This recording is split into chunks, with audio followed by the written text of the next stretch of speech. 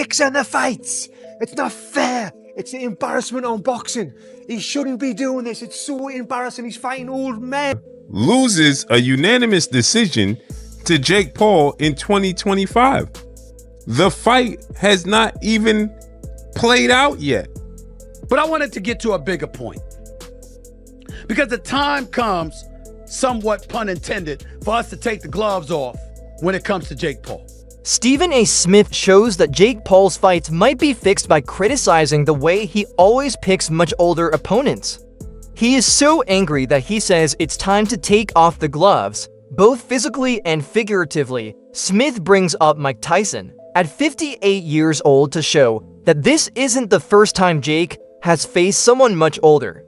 He says it's risky and wrong. If you likes this, please subscribe, Fight File, and click the bell icon for more new boxing updates. These are the kind of things that I'm talking about here. Boxing's a skill.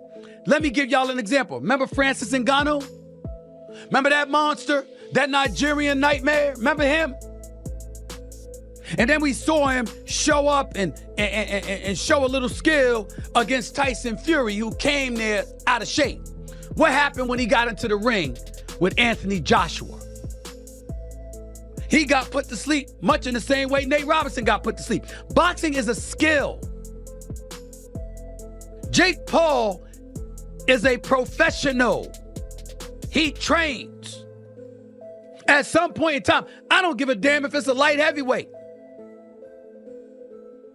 Beterbiev, Bivol, a super middleweight, Canelo, Mexican monster, David Benavidez, somebody that actually has a reputation. And he accuses Jake of using big pay to get old athletes to fight just to make money. People were confused when, in the middle of the 7th round of Jake Paul's fight with Julio Cesar Chavez Jr., some fans said that online sources had already shown Jake as the winner. This announcement made people very worried about the fairness of the fight. How could a stage show what happened before the final bell? This event has raised more questions about planned outcomes, adding fuel to claims that Jake Paul's boxing career has been rigged. For doubters, it wasn't just a bug. It looked like proof of power from behind the scenes. As you are watching this video, Jake Paul and Julio Cesar Chavez are currently right now in the 7th round of their fight. But when you go to Google and Google the fight, it gives an accurate breakdown of all their past fights. And then it comes to the current fight, and it says that Julio Cesar Chavez Jr. loses a unanimous decision to Jake Paul in 2025. The fight has not even played out yet. Yet they're saying that this is the end results as they are fighting right now, currently as it stands. This leans testament to the fact that people state that Jake Paul has his fights fixed. What's your thoughts on this? This is nasty work. Unbelievable. This is Google. Google it yourself. Peace. Many fans found it hard to reconcile Julio's seemingly passive performance with the image he once carried. He stayed strangely still for most of the fight and didn't show much energy for a seasoned boxer. The lack of offense raised questions in the final 2 rounds. When he finally threw a few punches, it looked more like an attempt to save face than win. Viewers coined the nickname fake. Paul suggested that Jake was not meeting real resistance and implied the fight was more performance than sport. 40 in 6 months. And he's been off the El Chapitos. He's been off the El Mayo Zambada up his nose. So he's probably more like 48 adjusted. A 48-year-old man. Okay. There's numerous angles here, right? Was he paid not to throw punches? That's possible. Is he just 48 in La Coca years? That's also possible. What we know for a fact is Fake Paul's useless, honestly. He's proper useless. Chavez like this, just standing there. No pace. In the last few rounds he had a little bit of pace. Even then, Fake Paul just clings on though. Fake Paul's, I've been saying this, Fake Paul's got no inside at all.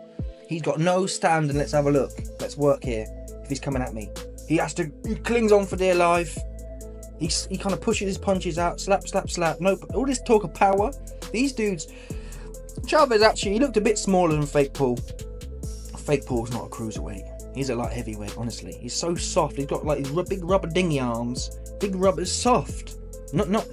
Chavez looked more like an athlete. But that'll be on. Well, is Jake Paul going to fight anyone? They're already walking back the Zerdo situation. Oh, Zerdo don't sell. Well, we knew Zerdo didn't sell. People writing some fans still question the fight's legitimacy. Viewers feel something wasn't right and continue talking about it online. Skeptics think Julio Cesar Chavez Jr.'s lack of offense was suspicious and say that this fight was rigged. As one whisperer tweeted, Jake Paul fight clearly rigged. No way a real boxer sat there for 8 rounds barely throwing a punch, but in the last 2 rounds he starts to really box and looks fresh as hell. Nah, you can't tell me anything. He was told to lose this fight and, in the end, try and get the win. Mismatch fights involving stars like Jake Paul have become more common, with fans drawn in by the spectacle rather than the sport. The novelty of influencers entering the boxing ring has created massive interest, but it comes at a cost. True boxing fans lament how these fights favor marketability over merit. The hype overshadows fair competition, and when names like Chavez Jr. get involved, people expect a fight, not a staged play. Yet with more eyes watching, debate becomes the fuel that keeps this form of entertainment alive. Felt like boxing's pretty rigged overall. Yes, Rick, dude. I mean, so many politics, even with, MMA, man, there's so many politics. There's no more art anymore. It's just, let's get an influencer in there. I get it. It's like generating money because our attention span is so short. You look at clips now, it's like 7 seconds. I saw a dude slamming a lady the other day and they were like, oh my God, that dude is, I'm like, well, what the do? I'm just going to pick somebody and slam him. Where's the whole video? And our attention span is just so small. So money talks, of course. Yeah, let's get an influencer in there who has no style, but it draws attention. It's just dumb. There's an alternative angle that has been highly debated. Some say this wasn't about a fix, but about money. Julio's dismal punch count of only 13 over the course of the fight has been interpreted by some as proof that he didn't bother preparing for it. To them, it wasn't a rigged fight, it was an easy paycheck. Critics say Julio Sr. should have stepped in to protect the family name. From what many call a public humiliation, accepting the bout in that state felt like cashing in at the cost of pride. A couple of shocking results. I think that Jake Paul undercards and the promotional arm of his brand, I think, is the most fun part of what Jake Paul brings to boxing. Honestly, I think long term, I think that's what we can hold hope for. Because Jake's fights are, this one was borderline atrocious, and kind of the writing was on the wall. But I gotta admit, even I bought drank the Kool-Aid, and mainly I drank the Kool-Aid because Chavez Sr., who also is disgraceful for doing this, made me believe, and I think, this has been the problem with Chavez Jr. He's been enabled constantly by the media, the promoters, his family, and all this other stuff. So he never really shows up prepared. He never cares and just shows up to get paid and basically steals the bag every single time. And he did it tonight again. The reason I actually thought this fight had a chance was because Chavez Sr. Guaranteed us that his son was motivated and was having a training camp. So, as much of a Hall of Fame career as the father had, he's the con artist, I guess, must run in the family, because Junior's been a con artist his whole career, but at least he's been enabled through it, But now the father doing this, I mean, you knew already your son wasn't going to be ready. You put your own reputation on the line and sold us this crap. And then ultimately your son throws what most guys will throw in a round. He throws it through 10 rounds. It was actually kind of really insane. Jake Paul has pushed back strongly against reports, especially regarding the upcoming fight with Mike Tyson. He says that these accusations are baseless and rooted in jealousy or fear of his success. According to him, critics label every major fight as rigged to downplay his efforts. Yet with his opponents often being retired legends or inactive fighters, fans aren't buying the story. The Tyson fight in particular has caused even more scrutiny because of Jake's history of controversial matchmaking. After I beat Mike Tyson, the amount of people saying this is rigged was crazy. They like showed this clip of Mike Tyson going to swing at me with a left hook, and he like stopped doing it, but saw I had my right hand up. So he would have like swung like this, I catch it and shoot.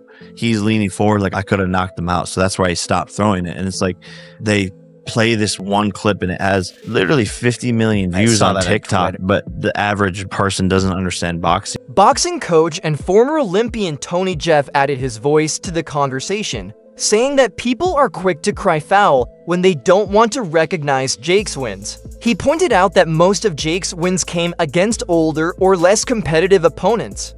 In that sense, Jeff wasn't exactly defending Jake's skills, but more so challenging the public's readiness to name every win as scripted. He stressed that, while the wins may not be against elite boxes, that doesn't automatically mean they were fake. That's it for today's movie. Stay tuned.